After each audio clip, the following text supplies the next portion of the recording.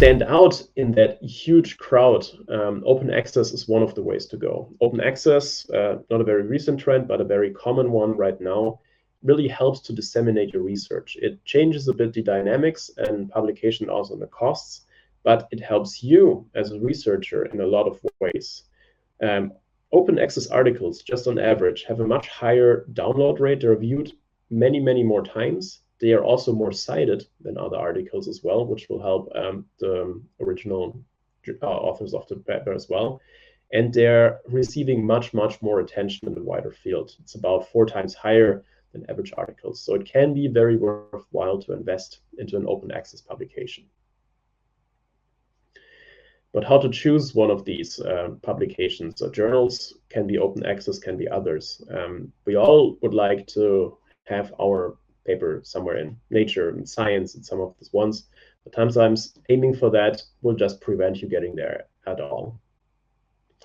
A lot of importance is given on one single number, and that's the impact factor of the journal. There can be a whole discussion if that is the right metric to measure or not.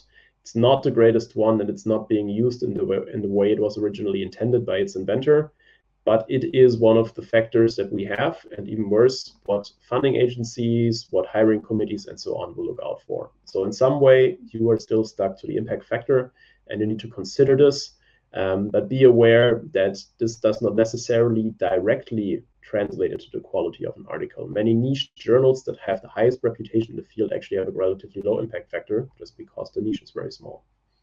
But look at it, and you should know where the impact factor is of the journals that you're considering.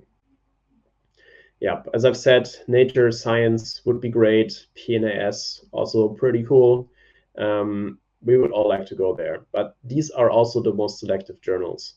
Rejection rates without sending it out to reviewers are very high with them, up to 80% almost, and even 50% still for PNAS. Without having a scientific peer look at it, it's being rejected right away for various reasons. Most of it is scope, fit, and maybe also relevance.